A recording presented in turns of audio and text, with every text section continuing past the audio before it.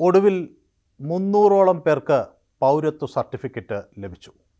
പൗരത്വ നിയമ ഭേദഗതി നടപ്പിലാക്കുന്നതിനെതിരെ രാജ്യത്ത് വലിയ പ്രക്ഷോഭമാണ് നടന്നത്. നിരവധി സമരങ്ങൾ നമ്മൾ കണ്ടു. പക്ഷേ ഒടുവിൽ എല്ലാ പ്രശ്നങ്ങളും അവസാനിച്ചപ്പോൾ 300ഓളം പേർക്ക് പൗരത്വ സർട്ടിഫിക്കറ്റ് ലഭിച്ചു.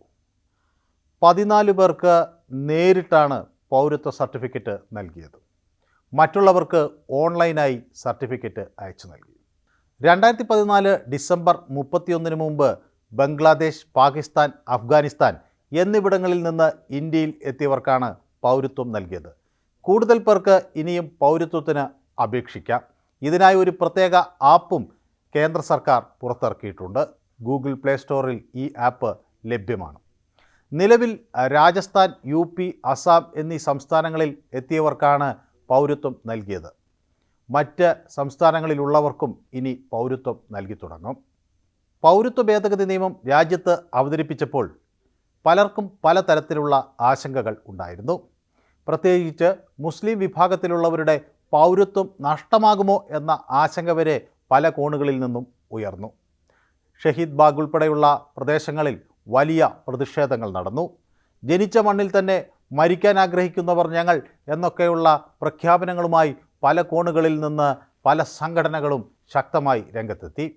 പക്ഷേ ആരുടെയും പൗരത്വ ഭേദഗതി നിയമപ്രകാരം റദ്ദാകില്ല എന്ന് കേന്ദ്ര സർക്കാർ ആവർത്തിച്ച് പറഞ്ഞുകൊണ്ടേയിരുന്നു.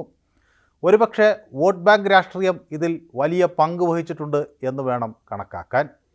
കേന്ദ്ര സർക്കാരിൻ്റെ വിശദീകരണങ്ങൾ പക്ഷേ പലരും മുഖവിലക്കെടുത്തില്ല. പ്രക്ഷോഭം കനപ്പിച്ചു. പക്ഷേ ഒടുവിൽ പൗരത്വ ഭേദഗതി നിയമം നടപ്പിലാകുന്നു. കൂടുതൽ ആളുകൾക്ക് പൗരത്വം കിട്ടും എന്ന് ഉറപ്പായി. പൗരത്വ ഭേദഗതി നിയമം നടപ്പിലാക്കില്ല എന്ന് ചില സംസ്ഥാന സർക്കാരുകളും പ്രഖ്യാപിച്ചിട്ടുണ്ട്. പക്ഷേ അവർക്കും വരും ദിവസങ്ങളിൽ ഈ നിയമം അംഗീകരിക്കേണ്ടി വന്നേക്കാം. ഏതായാലും ഇത് സംബന്ധിച്ചുള്ള കേസുകൾ സുപ്രീം കോടതിയുടെ പരിഗണനയിലാണ്. 237 ഹർജികളാണ് കോടതി പരിഗണിക്കുന്നത്.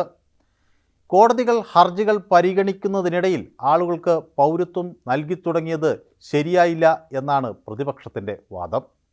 ഇത് തിരഞ്ഞെടുപ്പ് നിയമങ്ങളുടെ ലംഘനമാണ് എന്ന് മുസ്ലിം ലീഗിനെ പോലുള്ള സംഘടനകൾ വാദിക്കുന്നു.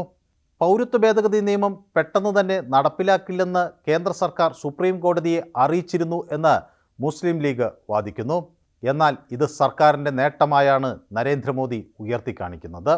നരേന്ദ്രമോദി തൻ്റെ ഗ്യാരണ്ടികൾ നടപ്പിലാക്കും എന്നതിൻ്റെ സൂചനയാണ് ഇത് എന്ന് വ്യക്തമാക്കുന്നു.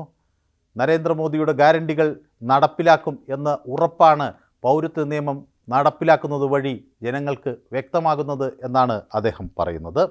ആസംഗറിലെ ഒരു റാലിയിൽ മോദി ഈ വിഷയം ശക്തമായി ഉയർത്തി. ആര് വിചാരിച്ചാലും ഈ പൗരത്വം നൽകുന്നത് തടയാൻ ആകില്ല എന്ന് അദ്ദേഹം വ്യക്തമാക്കി. പ്രതിപക്ഷത്തെ വെല്ലുവിളിക്കുന്ന സ്വരമായിരുന്നു നരേന്ദ്രമോദിയുടേത്.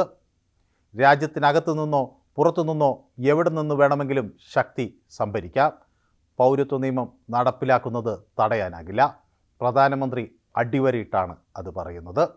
പൗരത്വം ലഭിച്ച ചിലരുടെ പ്രതികരണങ്ങളും പുറത്തു വന്നിട്ടുണ്ട്. ഹരീഷ് കുമാർ എന്ന ഒരു യുവാവ് തനിക്ക് ഏറ്റവും സന്തോഷമുള്ള ഒരു ദിനമായാണ് ഇതിനെ വിവരിച്ചത്. ഇനി തനിക്ക് സ്വതന്ത്രമായി ജീവിക്കാം എന്നായിരുന്നു അദ്ദേഹത്തിൻ്റെ പ്രതികരണം. ഭാവന എന്ന ഒരു പെൺകുട്ടിയുടെ പ്രതികരണം ഏറെ ശ്രദ്ധേയമായി. ഇനി തനിക്ക് പഠിക്കാം. നിർബന്ധിതമായി ബുർക്കയിട്ട് നടക്കേണ്ട ഒരു സാഹചര്യം ഇല്ല. ഇനി സ്വതന്ത്രമായി പഠിക്കാനും ചിന്തിക്കാനും തനിക്ക് കഴിയും എന്ന് ഭാവന പറയുന്നു.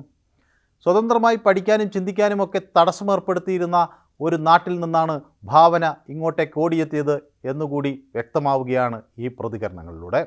അതുകൊണ്ട് തന്നെ ഈ രാജ്യം അവർക്ക് അഭയം നൽകുമ്പോൾ അവരുടെ ഉന്നമനം കൂടി ലക്ഷ്യം വയ്ക്കുന്നു എന്ന് വ്യക്തമാവുകയാണ്. 2019 പാസായ പൗരത്വ നിയമത്തെ സംബന്ധിച്ചുള്ള സർക്കാർ വിജ്ഞാപനം ഈ വർഷം മാർച്ച് 11 പുറത്തിറങ്ങിയത്. ഏതായാലും ഇത്ര പെട്ടെന്ന് ഈ ആളുകൾക്ക് പൗരത്വം കിട്ടും എന്ന് പലരും പ്രതീക്ഷിച്ചിരുന്നില്ല.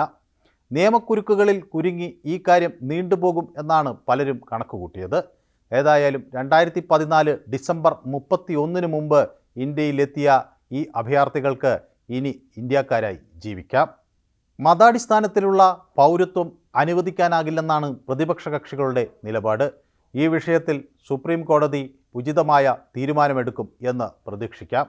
എല്ലാവരുടെയും താൽപ്പര്യങ്ങൾ സംരക്ഷിച്ചുകൊണ്ട് പൊതുനന്മയ്ക്കായുള്ള ഒരു വിധി ഉണ്ടാകും എന്ന് ഉറപ്പിക്കാം. പക്ഷേ ഈ നാട്ടിലേക്ക് മതപീഡനങ്ങൾ ഏറ്റുവാങ്ങി വരുന്നവരെ സംരക്ഷിക്കേണ്ട ഉത്തരവാദിത്വം മഹാത്മാഗാന്ധി തന്നെ ഉറപ്പിച്ചു പറഞ്ഞിട്ടുണ്ടെന്നാണ് BJP അവകാശപ്പെടുന്നത്. ആ മഹാത്മാഗാന്ധിജിയുടെ ആഗ്രഹം നടപ്പിലാക്കാൻ വേണ്ടിയാണ് തങ്ങൾ പ്രയത്നിച്ചത് എന്നുകൂടി പറഞ്ഞു വയ്ക്കുന്നു BJP. അതെന്തു തന്നെയും ആകട്ടെ, ഇതുപോലെ നിരാലംബരായ മനുഷ്യരുടെ ദുഃഖം കേൾക്കാൻ ഇന്ത്യക്ക് കഴിഞ്ഞേ മതിയാകൂ. മതാടിസ്ഥാനത്തിൽ പൗരത്വം നൽകുന്നതിനെതിരെ ശക്തമായ പ്രതിഷേധമാണ് പ്രതിപക്ഷ കക്ഷികളിൽ നിന്ന് ഉയരുന്നത്. പ്രത്യേകിച്ച് ദക്ഷിണേന്ത്യൻ സംസ്ഥാനങ്ങളിൽ നിയമത്തിൽ ഭേദഗതി വേണോ എന്ന കാര്യം ഒരുപക്ഷെ കോടതിയിൽ നിർദ്ദേശിക്കുമായിരിക്കാം. എങ്കിലും നിരാലംബരായ നിരവധി മനുഷ്യരുടെ പ്രശ്നങ്ങൾ പൗരത്വ നിയമത്തിലൂടെ അവസാനിക്കും എന്ന് നമുക്ക് പ്രത്യാശിക്കാം. നമ്മുടെ അതിർത്തി രാജ്യങ്ങളിൽ നിന്ന് എത്തുന്ന ഇത്തരക്കാരെ സംരക്ഷിക്കേണ്ട ഒരു ഉത്തരവാദിത്വം മാനവികതയുടെ പേരിലും ഭാരതത്തിനുണ്ട്.